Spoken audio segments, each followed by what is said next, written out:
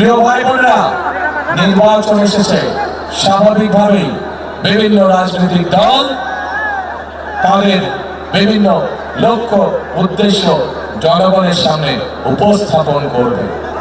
কিন্তু আমরা দেখছি একটি রাজনৈতিক দল, এই যে বাংলাদেশের অর্ধেক গোষ্ঠী নারী গোষ্ঠী, যে তাদের সম্পর্কে আমরা দেখেছি কিভাবে তাদেরকে ঘরের মধ্যে আটকে রাখতে চায়, সেই কথা তারা বলেছে।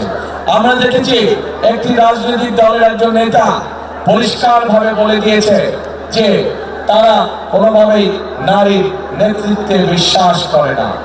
আমরা দেখেছি একটি রাজনৈতিক দলের নেতা পরিষ্কারভাবে দুদিন আগে বলেছে যে সকল মহিলা, যে সকল মা বোনেরা কর্মসংস্থানের উদ্দেশ্যে কর্মসংস্থানের জন্য যান, তাদেরকে, প্রিয় ভাই বোনেরা, আপনাদের সামনে আমার বলতে রীতিমতো লজ্জা হচ্ছে, এমন একটি শব্দ সে আমাদের সব মা বোনদের জন্য ব্যবহার করেছে যা এই দেশের জন্য একটি কলঙ্ক স্বরূপ। প্রিয় ভাই বোনেরা, এই বাংলাদেশে খেটে খাওয়া মানুষের পরিবারের অধিকাংশ নারী কোনো না কোনো ভাবে সংসারের উপার্জনের জন্য কাজ করে থাকে। এই বাংলাদেশের লক্ষ লক্ষ 50 লক্ষের উপরে নারী আজ যেই গার্মেন্ট শিল্প নিয়ে সকলে গৌরব করে, সেই গার্মেন্ট শিল্পে নারী শ্রমিকরা কাজ করেন। প্রিয় ভাই বোনেরা, সেটি নিম্ন মধ্যবিত্ত হোক, মধ্যবিত্ত হোক, সকল পরিবারের কর্মজীবী পরিবারের প্রায় সকল নারী আজ সংসার পরিচালনার জন্য দ্রব্যমূল্যের যে ঊর্ধ্বগতি, সকল কিছু যে দাম ঊর্ধ্বগতি, তার জন্য শুধু স্বামী একা কর্মসংস্থান হয় না, স্ত্রীকেও পাশাপাশি বিভিন্নভাবে কাজ করতে হয় এবং তারা এর মাধ্যমে তাদের সংসার জীবন নির্বাহ করে থাকে। কিন্তু আজ আমরা দেখেছি একটি রাজনৈতিক দলের নেতা পরিষ্কারভাবে নারীদেরকে কিভাবে অসম্মানিত করেছে, তাদেরকে খারাপ ভাষায় অসম্মানিত করেছে। প্রিয় ভাই বোনেরা, আমাদের নবী করিম সাল্লাল্লাহু আলাইহি সাল্লাম, ওনার যে স্ত্রী ছিলেন বিবি খাদিজাও ছিলেন একজন কর্মমুখী মহিলা। উনি ছিলেন একজন মহিলা ব্যবসায়ী। আজকে যেই দলটি, যাদের নেতা আজ বাংলাদেশের নারীদেরকে একটি খারাপ কিছুর সাথে তুলনা করেছে, তারা বলে তারা ইসলাম কায়েম করবে, কিন্তু নবী করিম সাল্লাল্লাহু আলাইহি ওয়াসাল্লামের স্ত্রী পর্যন্ত, উনিও পর্যন্ত একজন ব্যবসায়ী ছিলেন। তাহলে আজকে কোথায় গিয়ে দাঁড়ালো বাংলাদেশের নারী সমাজ তথা তাবৎ পৃথিবীর নারী সমাজকে কিভাবে অপমান করা হলো? যে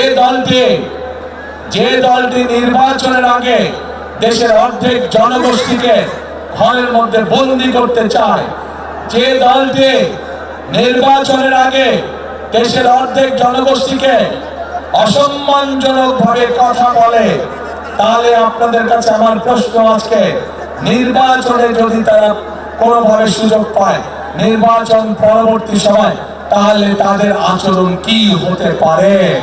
যারা আপনাদেরকে এভাবে অপমানিত করে তাদেরকে আপনারা কিভাবে জবাব দিবেন? আজ সেই সিদ্ধান্ত নেওয়ার সময় এসেছে। নির্বাচনের আগে এইভাবে মিথ্যা কথা বলছে, দলটি পর্যন্ত মিথ্যা কথা বলছে, তাদের আইডি বলে হ্যাক হয়ে গেছিল, অথচ আইডি হ্যাক হয়নি তাদের।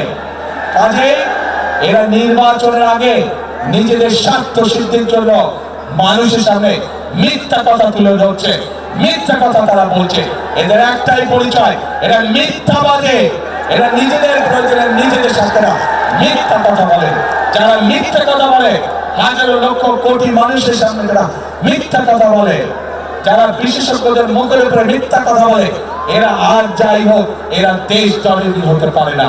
একটি মহল বলার চেষ্টা করছে এবার ভোট গণনাতে বলে অনেক সময় লাগবে। শুনেছেন এই কথা আপনারা? প্রিয় ভাই বোনেরা, ষড়যন্ত্র কিন্তু আবার শুরু করেছে। এই যে যাদের কথা বলেছি প্রথমে, তারা জনগণের সামনে সকাল বিকাল মিথ্যে কথা বলছে। ইনশাআল্লাহ বিএনপি আগামী 13 তারিখে সরকার গঠন করলে এই শিল্প নগরীকে আবার জীবিত শিল্প নগরীতে আমরা পরিণত করতে চাই, যাতে করে সেই সব শিল্পের মধ্যে শুধু পুরুষরাই নয়, সেই সব শিল্পের মধ্যে যাতে নারীদেরও কর্মসংস্থান হয়, সেভাবে আমরা এই অঞ্চলের শিল্প নগরীকে গড়ে তুলতে চাই। প্রিয় ভাই বোনেরা, আমরা এইখানকার তরুণ সমাজের সদস্য যারা আছে, যুব সমাজের সদস্য যারা আছে, বিশেষ করে যারা আইটিতে কাজ করেন, তাদের জন্য এখানে গড়ে তুলতে চাই আইটি পার্ক সহ আরো ফ্যাসিলিটি, যার মাধ্যমে তারা তাদের কর্মসংস্থানের ব্যবস্থা করতে পারবে। প্রিয় ভাই বোনেরা, কৃষক এমন একটি পেশা যা সারা বাংলাদেশের গ্রামে গঞ্জে ছড়িয়ে আছে। এই খুলনা সহ বাগেরহাট সহ সাতক্ষীরা, এই 3 জেলার মধ্যে আমাদের লক্ষ কোটি কৃষক রয়ে গিয়েছে, কিন্তু এই কৃষক ভাইরা বিভিন্ন রকম সমস্যার মধ্যে রয়েছে। আমরা সেই জন্য কৃষক ভাইদের পাশে, আমরা মা বোনদের হাতে, গৃহিণীদের হাতে যেমন ফ্যামিলি কার্ড পৌঁছে দিতে চাই, ঠিক একইভাবে আমরা কৃষক ভাইদের কাছে কৃষি কার্ড পৌঁছে দিতে চাই। শুধু কৃষি কার্ড না, এই কৃষি কার্ডের মাধ্যমে যেমন তার ঋণ পেতে সুবিধা হবে, এই কৃষি কার্ডের মাধ্যমে সেই কৃষক ভাইয়ের হাতে আমরা যেমন প্রয়োজনীয় কীটনাশক, বীজ, সার পৌঁছে দেব, একইভাবে আমরা সিদ্ধান্ত গ্রহণ করেছি যে সকল কৃষক ভাইদের এই বর্তমানে এই মুহূর্তে 10,000 টাকা পর্যন্ত কৃষি ঋণ আছে, সেই ঋণ ইনশাআল্লাহ সুদ সহ আমরা মওকুফ করব।